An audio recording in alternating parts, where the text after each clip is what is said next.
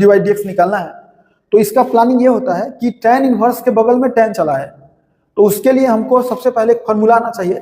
Sine x का दो formula होता है, तो एक फार्मूला आना चाहिए। साइन एक्स का फार्मूला होता है 2 sin x/2 into cos x/2, एक फार्मूला ये होता है। और एक फार्मूला और होता है tan में भी एक फार्मूला होता है 2 tan x/2 by 1 plus tan square x/2।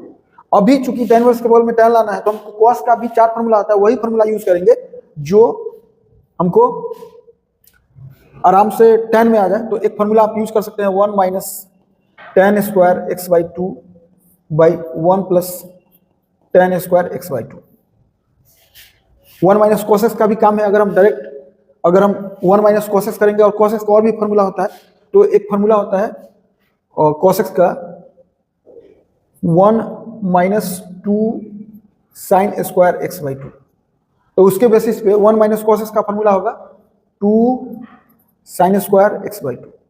आपकी मर्जी कि साइन एक्स के बदले आप ये में से कोई, अगर इसमें रखिएगा tan में रखिएगा तो tan से भी डायरेक्ट बनेगा और इससे भी बनेगा। तो हम क्या करते हैं, हम चूंकि डायरेक्टली रख दे रहे हैं, तो हम यहाँ से ये लिख रहे हैं y is equal to tan inverse, और साइन एक्स के बदले रख दे रहे हैं हम 2 sign x/2 into cos x/2, और 1 माइनस कॉस एक्स के बदले हम रख दिए 2 साइन स्क्वायर x/2।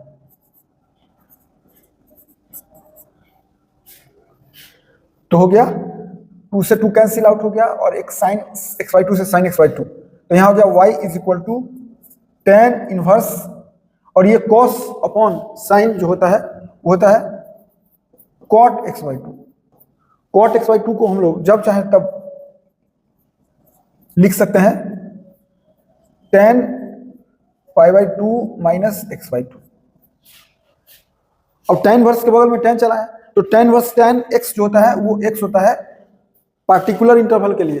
अगर ऑब्जेक्टिव में कोई इंटरवल नहीं दिया हुआ है तो हम डायरेक्ट x ही मानेंगे, नहीं तो बहुत फॉर्मूला होता है उसमें। तो अभी हम डायरेक्ट यहाँ पे लिखेंगे,